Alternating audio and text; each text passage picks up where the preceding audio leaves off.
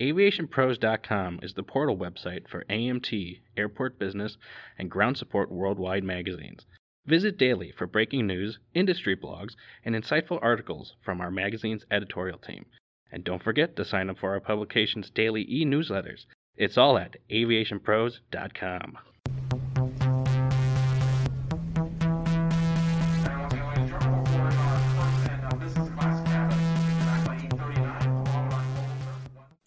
Hello, everyone, and welcome to another edition of the Aviation Pros podcast.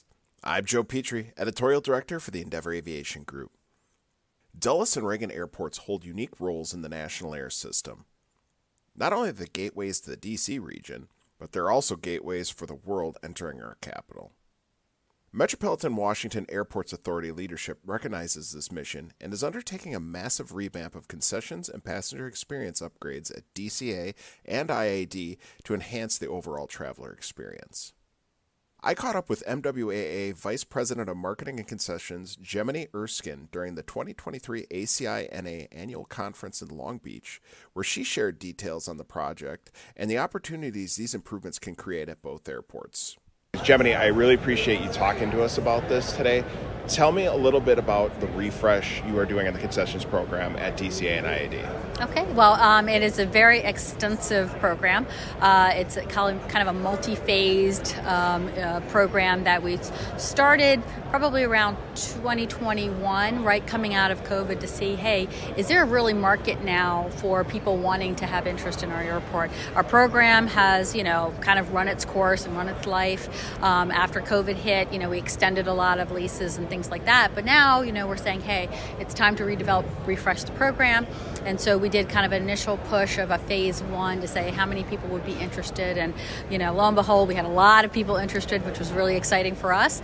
And so that kind of teed it up. We said, based off the interest we got, we said we want to be able to renovate the program. We'll keep on that multi-phase outlook. And so we started with a phase one. And then immediately after we came with the phase two with several more locations. And these are across both airports, so we had opportunities at both.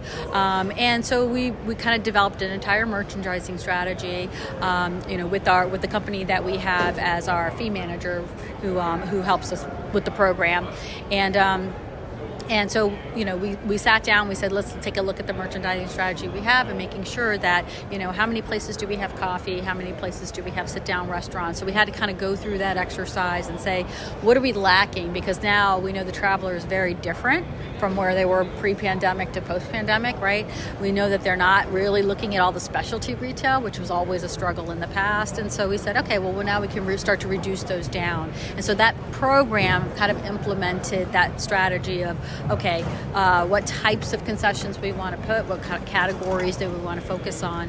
And then, and so that multi-phased approach was kind of perfect for us, because then it's slowly kind of saying, we're going to take these concessions down, we're going to build these concessions in these new places, and then, how do we just transition that entire program? And so now we're already up to phase three, which we're in the process of awarding now and getting leases in place.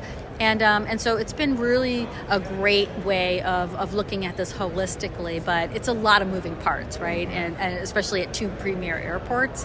And so, we really have to sit down and think of that overall strategy, and it's constantly moving. So, anytime that there might be a change in airline that might affect another concourse, we have to keep those things in mind. But that's overall how we look at the program and how we're phasing this out for both.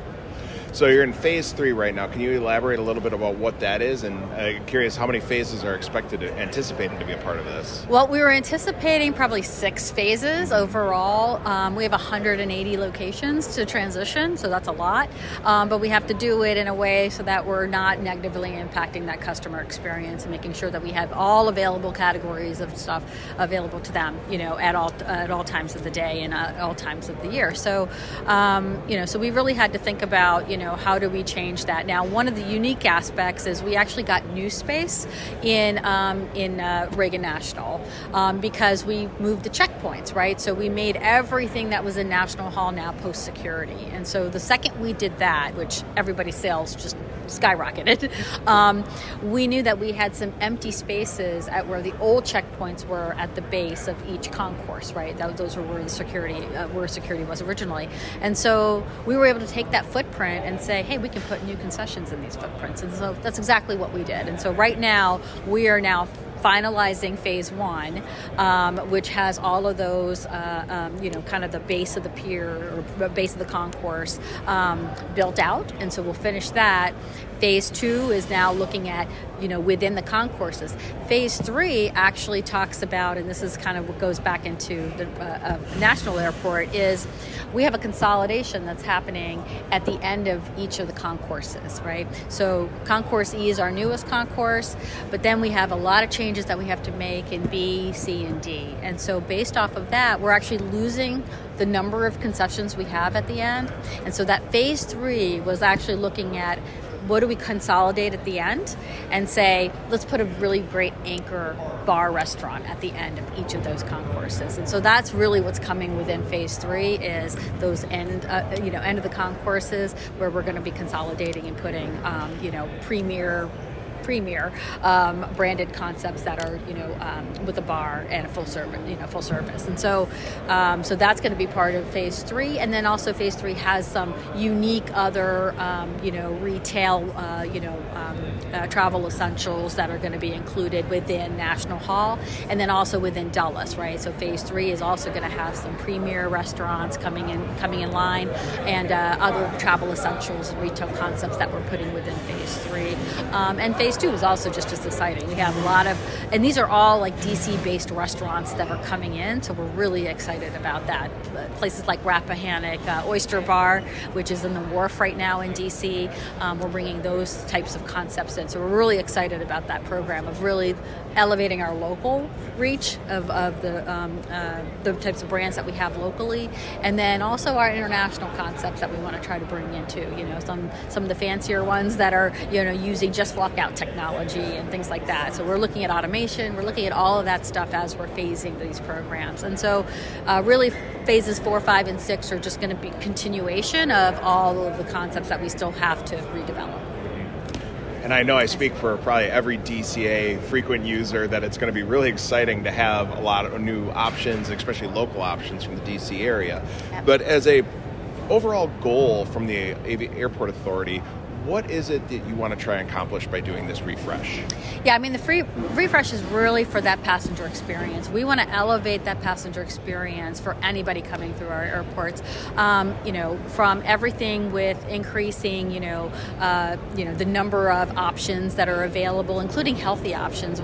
Surprisingly, we get a lot of feedback from our customers that, hey, I can't find any healthy options, And so we're doing a lot of marketing strategies around that too. But we are providing those healthy options. Those are part of the packages that are coming out in terms of availability. How do we focus those types of things, right? But we also have, we know we have to change our restrooms. We know they're dated. It's kind of a single category that's always affecting our scores as well. And so, but part of that is having to expand the restrooms, right? And so some of the areas that they're expanding to are actually concession spaces. And so we have to figure out, hey, we're going to lose this concession space because of this restroom coming. How do we handle that? And where do we have that other space that we can substitute, right? But we know that the restroom expansion is needed. We're going to have bigger stalls. We're going to have brighter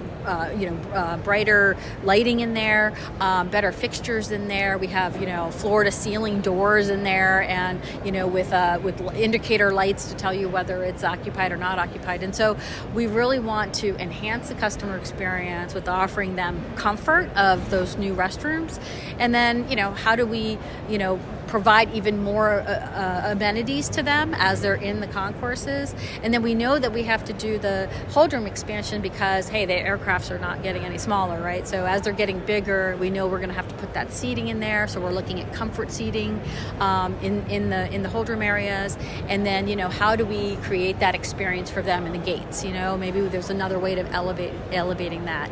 In addition, even in National Hall, one of the things we're doing is the comfort seating along the windows, because we have these big, beautiful windows that people look out. Is that how do we keep them in those spaces and then give them the passenger experience of, relaxation and, given that ambiance that they need, as they're coming to the airport. They're just coming through, the checkpoints and through security. There's a lot of anxiety right there and stress. And so how do we kind of slow that down? So we're looking at, what are the aesthetics we put into National Hall as they're coming through. And so that's actually part of this the larger redevelopment that's going on within DCA. Mm-hmm. And the bathrooms, we all know that's a very important part for every airport out there, and that's something everyone's trying to challenge. And it sounds like a great direction you're in with, opting for a lot of technology in the restrooms and different things for comfort.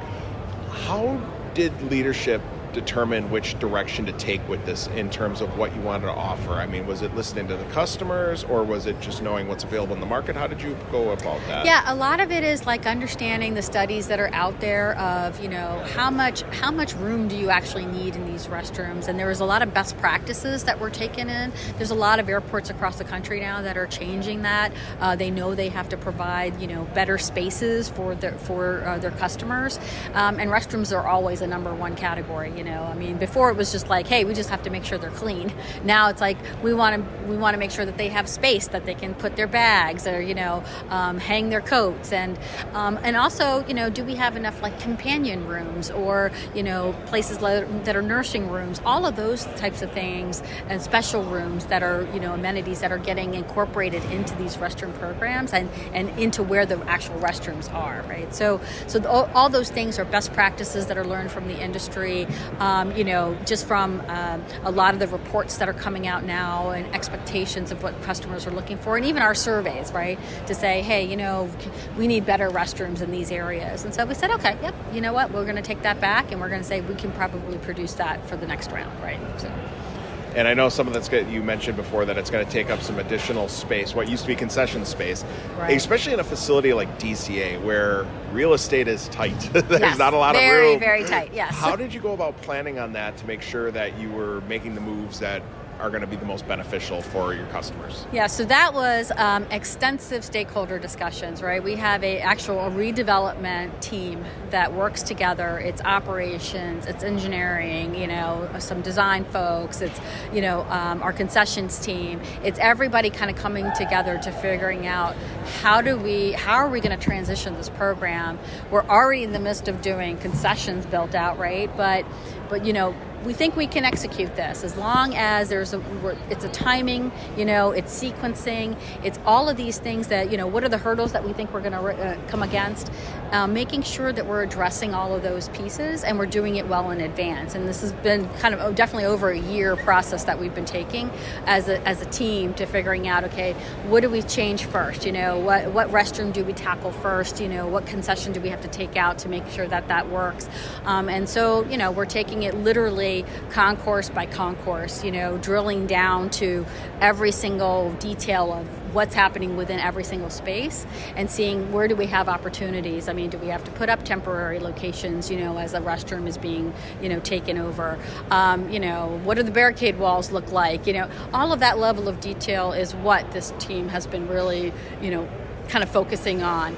And it's still an ongoing puzzle, right? It's still a moving part because, there's contractors that we're getting on board, and what is the timing that they're going to be putting in place of all of this. And so, it's really having everybody working together and looking at the big picture of all the changes that have to happen and then breaking it down, by location, by month, by day almost, of what is it going to look like and where do we think that we're going to have some impacts and how do we minimize the impacts. But at the end of the day, we want to make sure that the customer is not negatively affected.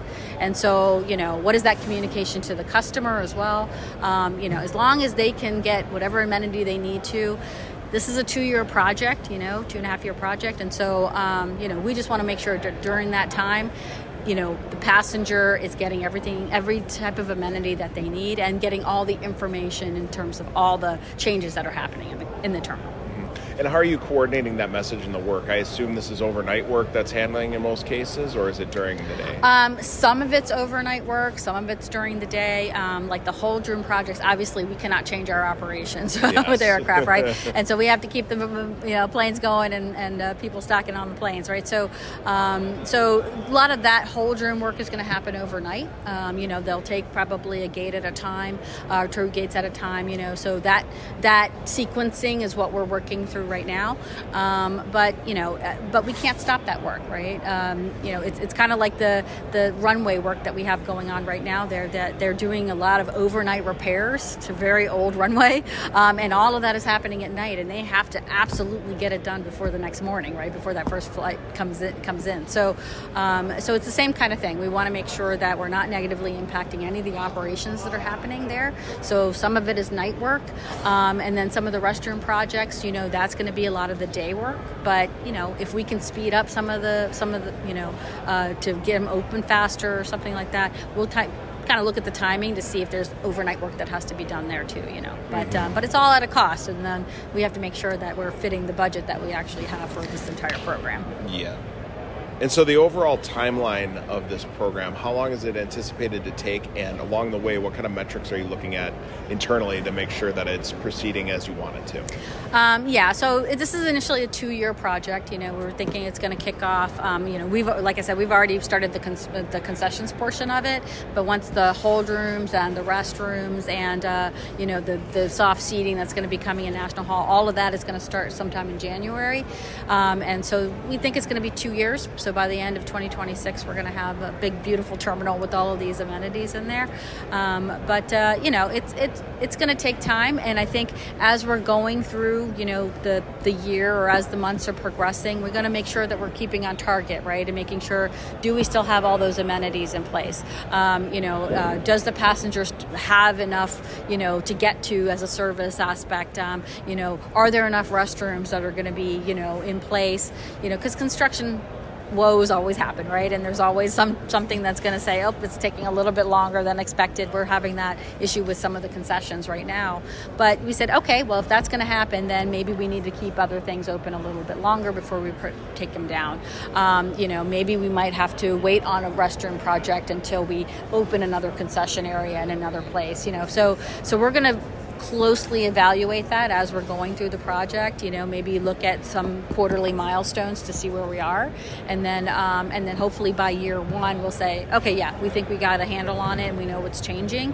Maybe by year 2, things might pick up a little bit faster, right? So, but we feel like it's always going to be evolving. So there's really no way of getting accurate to the day of this is really good, this is actually going to happen this day and this day, but we're going to track it maybe on a quarterly basis to say, are we on track? And then whatever's slipping, then what do we overcompensate for it, in other ways, and just ensuring that the passenger is taken care of.